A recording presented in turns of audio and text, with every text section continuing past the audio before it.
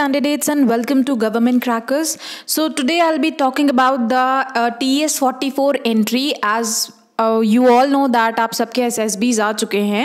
So now the requirement is कि day 1 पे exactly होता क्या है, क्या process होते हैं, किन बातों का आपको ध्यान रखना चाहिए and few tips about कि आपको day 1 पे जो आपका एग्ज़ाम होता है PPDT स्क्रीनिंग एंड जो ग्रुप डिस्कशन इंडिविजुअल नरेशन होता है उनके क्या जो रिक्वायरमेंट्स हैं, क्या टिप्स हैं जो आपको फॉलो करनी है डे 1 के लिए, ताकि आपका जो स्क्रीनिंग का प्रोसेस है वो बिल्कुल क्लिस्टर क्लियर की तरह स्मूथ हो जाए और आप इजीली जो है स्क्रीनिंग कर पाएँ. सो ऑल्सो हम बात करेंगे यहाँ पे SSB का जो क्रैश कोर्स जो 10 से 15 दिन में इजीली आप लोग कवर अप कर सकते हैं. बिकॉज एग्जामिनेशन के लास्ट डेज में क्या होता है कि हमें चाहिए होता है कि समबडी जो हमें सारा का सारा प्रोसेस जो डिटेल में एक्सप्लेन कर सके. दो इंटरनेट पे बहुत कुछ अवेलेबल है बट इस तरह से क्योंकि हमें खुद सारे मटेरियल का रिसर्च करना होता है, कंपाइलेशन नहीं होता उसका प्रॉपर, तो बहुत सारे डाउट्स आ जाते हैं which can be an obstacle हमारे करियर के लिए. क्योंकि ये वन टाइम गोल्डन अपॉर्चुनिटी है आपके लिए.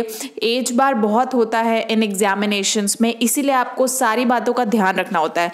तो आपको एक एक चीज़ में इस पूरे सेशन में आज डिस्कस करके बताने वाली हूँ. ठीक है, तो आप सबके डेट्स अब आ चुके हैं. Probably by October first week आप लोगों के SSB शुरू हो रहे हैं. तो कैसे तैयारी करें, कितने दिन में आपकी तैयारी हो सकती है अगर आप करना चाहें, तो उनके बारे में मैं आपको अब बताती हूँ. तो आइए शुरू करते हैं. सबसे पहले SSB के बारे में बताऊं तो SSB आपका 5 दिन का प्रोसेस है. अब इसमें हमें फोकस करना है डे 1 पे, बाकी के दिन पे अभी राइट नाउ फोकस नहीं करना है. क्योंकि जो वैकेंसीज है, नंबर ऑफ वैकेंसीज वो है 90, प्लस माइनस हो सकते हैं बट ज़्यादा से ज़्यादा वो जाएंगी तो मान लीजिए 95 गई या 100 चले गए, लेकिन उसके ऊपर जाने के चांसेस नहीं हैं और माइनस में भी जा सकते हैं. तो जो अभी अप्रॉक्सीमेटली वैकेंसी है दैट इज़ 90 और जो फॉर्म्स जो गिरे हैं कैंडिडेट्स के वो इन थाउजेंड्स हैं. तो आप देखिए ऑलरेडी रेशियो कितना ज़्यादा डिफिकल्ट है. तो उस रेशियो पे हमें compete करना है. वंस आप लोग जाएंगे SSB सिलेक्शन सेंटर में तो आपको मेरी बातें बिल्कुल सच लगेंगी, क्योंकि वहाँ पे अभी आपने उन चीज़ों को नहीं देखा है, नहीं एक्सपीरियंस किया. और जो कैंडिडेट्स इन बातों को मान के जाएंगे उनके लिए ये एग्जामिनेशन काफ़ी स्मूथ एंड क्लियर होने वाला है. And then once they get screening they will realise कि हाँ उनका जो डिसीजन था वो सही था. तो दिस इज़ अगेन एक क्वालिटी आपकी डिसीजन मेकिंग की कि यू हैव टू चूज़ कि आपके लिए सही क्या है, आपके लिए गलत क्या है, आपको प्रिपरेशन कैसे करनी है अगर आप इसी के लिए जो है फोकस्ड है तो. ठीक है, अब ये आपके चारों आर्मी के सिलेक्शन सेंटर्स हैं जिनकी डिटेल्स मैंने ऑलरेडी प्रोवाइड कर रखी हैं.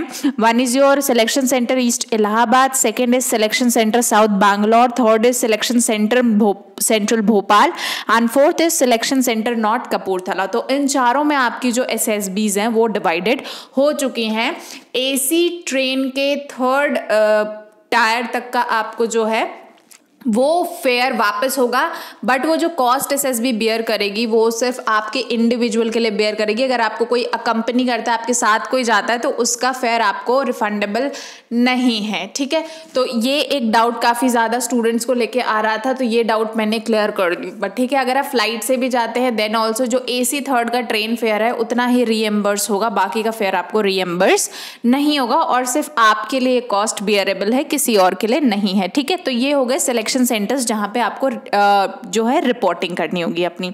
उसके बाद ये स्टेज 1 को मैंने अच्छे से डिस्क्राइब यहाँ पे किया हुआ है. आप देखिए डे 1 रिपोर्टिंग में एक्चुअली होगा क्या. सबसे पहले आप जो है अपने रेस्पेक्टिव बोर्ड्स में रिपोर्ट करेंगे जहां पे आपकी डॉक्यूमेंट चेकिंग होगी एंड जो भी प्लेस मेंशन की गई है आपके कॉलम्स में आपको उस पर्टिकुलरली उस जगह पे रिपोर्ट करना है. It may be usually MCO, but Covid के टाइम पे अगर आपको पता है सिलेक्शन सेंटर पे आपके टाइमिंग्स दिए गए हैं तो आप अकॉर्डिंगली सिलेक्शन सेंटर्स पे रिपोर्ट कर सकते हैं. और जो उस एरिया के लोकल रेलवे स्टेशन पे जब आप पहुंचते हैं और लोकल किसी ट्रांसपोर्ट वाले को या टैक्सी वाले को अगर आप बोलेंगे तो ईजिली आपको सिलेक्शन सेंटर पहुँचा देगा. तो उसके लिए भी आपको परेशान होने की ज़रूरत नहीं है और सारे ही सिलेक्शन सेंटर्स स्टेशन के नियर बाय हैं. ठीक है, अब स्टेज 1 टेस्टिंग पे आते हैं. तो जैसे मैंने यहाँ पे डिस्क्राइब किया आपके 2 एग्जाम्स, एक्चुअली 3 एग्जाम्स होंगे आप इसे कह सकते हैं.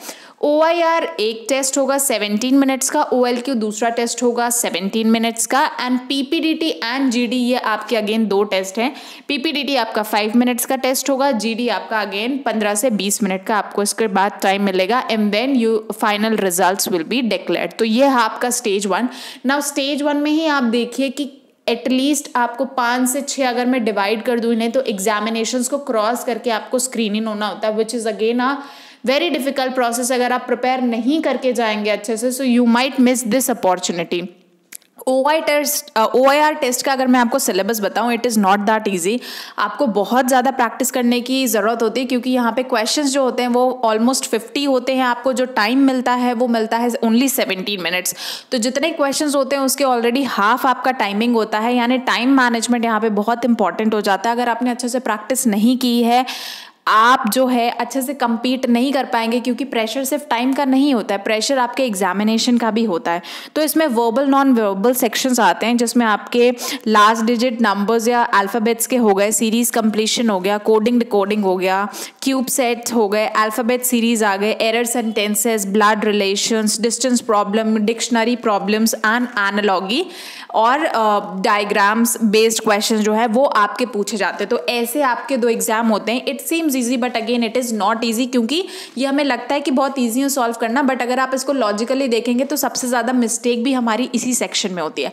तो इसीलिए मैं बताऊँ, OIR is again having very much advantage. अगर आप OIR अच्छे से क्लियर करते हैं, देन आपके जो चांसेस हैं अगेन वो स्क्रीनिंग में रुकने के इंपॉर्टेंट हो जाते हैं। तो इसके लिए आपको बहुत ज़्यादा प्रैक्टिस करने की ज़रूरत है। इसके लिए बहुत ज़्यादा आपको डेडिकेटेड वे में विद टाइम के साथ आपको प्रैक्टिस करने की ज़रूरत है। Without practice I swear nobody can clear this examination. ठीक है, तो मोस्ट इंपॉर्टेंट जैसे मैंने बोला वो आपका स्क्रीनिंग होता है, क्योंकि देखिए स्क्रीनिंग में रिपोर्टिंग टाइम पे कितनी भीड़ होती है। आपकी रिपोर्टिंग 200-250 की होती है, जिसमें से जो रेशियो होता है स्क्रीनिंग का 20 to 25% होता है। यानी अगर 200, 250, 300 लोग रिपोर्ट करते हैं, तो उसमें से प्रॉबेबली जो रेशियो जाता है वो 20, 25 या 30 मैक्सिमम जो है कैंडिडेट्स वो स्क्रीनिंग होते हैं, क्योंकि आपकी डायरेक्ट एंट्री है। सो एंट्री वाइज भी ये कॉम्पिटिशन काफ़ी टफ हो जाता है। ठीक है, तो इसीलिए जो भी कैंडिडेट्स बहुत ही फोकस्ड हैं, उनको पता है कि they want to join defence services, आपको एक्सट्रीम हार्ड वर्क करना है। आपके लास्ट जो भी डेज लेफ्ट हैं आपकी SSB के लिए, every second every minute I would say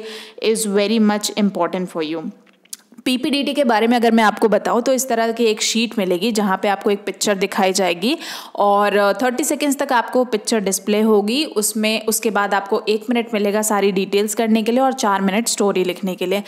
ये आपको पता भी होगा, आपने पहले भी सुना होगा, इट सीम्स ईजी, लेकिन इतना ईजी नहीं है कि 4 मिनट के अंदर आप एक पूरी की पूरी स्टोरी को लिख दें इन अ प्रॉपर मैनर, जो एक्चुअली साइकोलॉजिस्ट को चाहिए होती है, या आप उसको फ्रेम आउट कर सके अकॉर्डिंग टू द थीम। तो इसके लिए अगेन अगर आपने बहुत सारी स्टोरीज ना पढ़ी हो, बहुत सारी स्टोरीज लिख के विद टाइम प्रैक्टिस ना करी हो, तो बहुत सारे ऐसे कैंडिडेट्स होते हैं अगेन, क्योंकि किसी का OIR अगर अच्छा नहीं होता तो उसकी टेंशन हो जाती है, फिर एग्जामिनेशन का इतना स्ट्रेस होता है, पिक्चर देख के कभी कभी थॉट ही नहीं आता दिमाग में, तो अगेन बहुत प्रॉब्लम्स आते हैं PPDT में भी। तो इसके लिए भी अगर आपकी रिगरस प्रैक्टिस नहीं है तो अगेन ये आपके लिए प्रॉब्लम क्रिएट कर सकता है। नेक्स्ट आपको इस तरह से, जैसे मैं आपको आगे सैम्पल शीट भी बताऊंगी कि डिटेल्स कुछ इस तरह से आपको मेंशन करनी है। ये एक्चुअली एग्जामिनेशन SSB में जैसे आपको PPDT शीट मिलती है उसी का एक डुप्लीकेट कॉपी है, जहाँ पे आपको एक्शन में आपकी स्टोरी का थीम बताना है एंड उसके बाद आपकी अपनी स्टोरी फ्रेम करनी है, और जो भी आपकी स्टोरी का हीरो होगा उसे आपको एनसर्कल करके प्रेजेंट करना होगा और उसके बाद आपको अपनी स्टोरी जो है नैरेट करनी होगी। तो इस तरह से देखिए हेजी पिक्चर्स आएंगी, आपको थीम अच्छी अच्छी निकालनी है, स्टोरीज अच्छी अच्छी, अपने कॉन्सेप्ट्स को काफ़ी क्रिएटिव रखना है, क्योंकि अगेन आप अकेले नहीं होंगे, आपके कॉम्पिटिशन होंगे आपके सामने। तो उसमें अगर आपको स्टैंड आउट करना है तो उस क्राउड में से आपको कुछ डिफरेंट प्रूव करना होगा अपने आप को, ठीक है, और वो तभी हो सकता है जब उसके लिए आपने प्रिपेयर किया हो और मेहनत करी हो। उसके बाद आ जाते हैं इंडिविजुअल नरेशन पे, एक एक करके chest number wise increasing order में आपका इंडिविजुअल नरेशन होगा, और यहाँ पे आपको अपनी स्टोरी नरेट करने के बाद हर कैंडिडेट की स्टोरीज को सुनना है, उनके पॉइंट्स नोट डाउन करने हैं, ताकि जब आप फर्दर डिस्कशन कर सकें तो वो पॉइंट्स आपके जो हैं वो डिस्कशन में काम आते हैं। ग्रुप डिस्कशन की अगर मैं बात करूँ तो जैसे ही आपका नरेशन, लास्ट कैंडिडेट जो नरेशन खत्म करता है उसके बाद आपका ऑटोमेटिक ग्रुप डिस्कशन स्टार्ट हो जाता है, और ये सारे इंस्ट्रक्शंस जो हैं ये आपको बताए जाते हैं वहाँ पे ऑलरेडी इंस्ट्रक्टर द्वारा, ठीक है।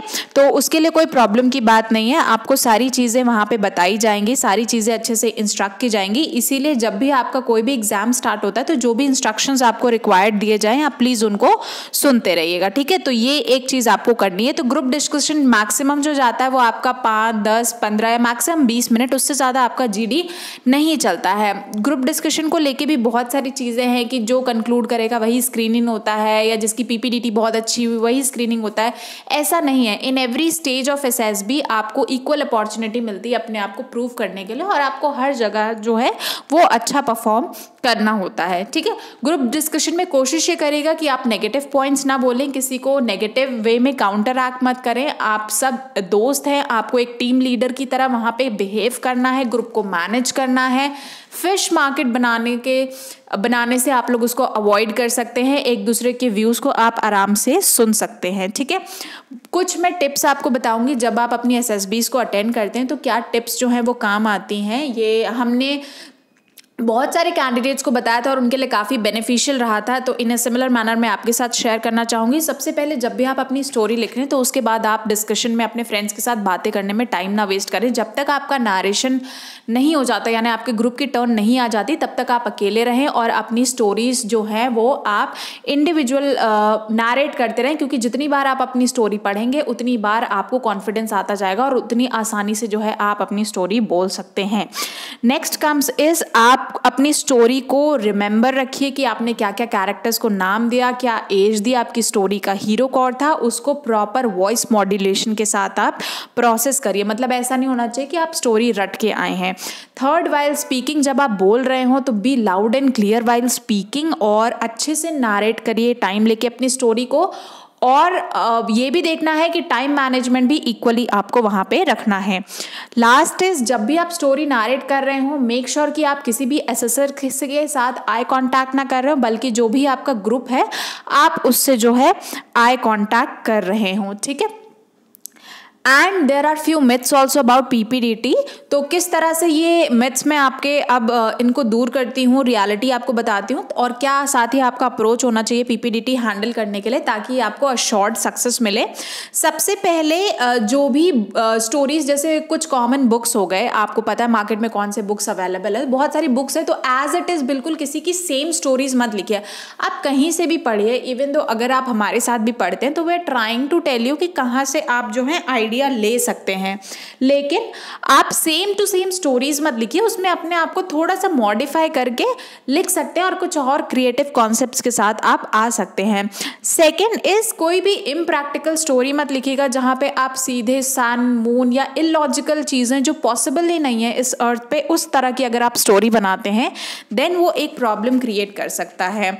बहुत सारे स्टूडेंट्स ये भी मानते हैं उन्होंने, क्योंकि कहीं कहीं पढ़ा होगा कि सिर्फ पॉजिटिव स्टोरीज ही बना के आने, क्योंकि नेगेटिव स्टोरीज को तो कंसिडर नहीं किया जा सकता। तो एट टाइम्स ऐसा भी होता है कि नेगेटिव स्टोरीज दिखाई जाती हैं और वहाँ पे भी कैंडिडेट्स अगर पॉजिटिव स्टोरी बना के आते हैं तो ये भी सीधे स्टेट होता है कि आपने कॉपी किया है, मगर वही बात है कि कॉपी करने में आपने अपना ब्रेन नहीं लगाया। अगर आपके सामने सिचुएशन नेगेटिव है तो how can it be positive, यानी अगर आप रट के जाएंगे तो ये इफेक्ट, साइड इफेक्ट आपको होगा। तो अगर स्टोरी नेगेटिव है आप नेगेटिव बनाइए, you can conclude it in a positive manner, और अगर पॉजिटिव है तो आप पॉजिटिव बनाइए।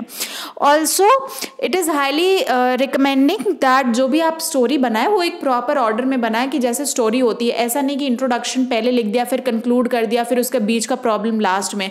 जिस मैनर में आपसे पूछा गया है, जो सिचुएशन दी गई है, आप उसी मैनर में जो है अपनी स्टोरीज को लिखिए एंड नरेट करिए। उसके बाद जब आप स्टोरी लिखते हैं तो मेक श्योर कि आप एक अच्छी पेन से लिख रहे हो और आपने स्टोरी नीट एंड क्लीन लिखी हो, यानी ज़्यादा कटिंग्स ना हो, क्योंकि वो जो है साइकोलॉजिकली वो अच्छा इफेक्ट नहीं माना जाता।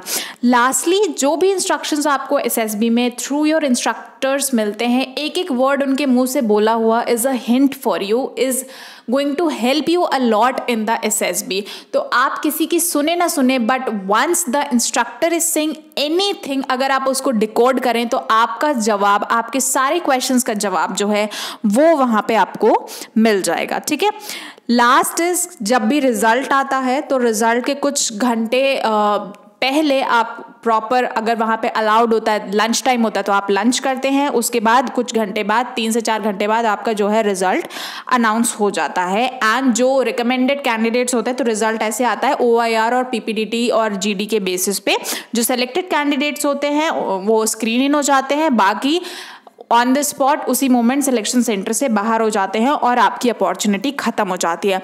सो stage 1 is not that easy जितना हम समझते हैं। We really need to work hard. और क्योंकि अभी तक आपके डेट्स अनाउंस नहीं हुए थे और अब डेट्स अनाउंस हो चुके हैं, तो right now you have the opportunity अभी। और अगर आपने अभी डिसीजन नहीं लिया, क्योंकि ये भी एक OLQ है आपका, अगर आपने अभी डिसीजन नहीं लिया तो ये आप एक क्वालिटी लैक कर रहे हैं और साथ ही आप एक अपॉर्चुनिटी भी लैक कर रहे हैं which can actually change your career.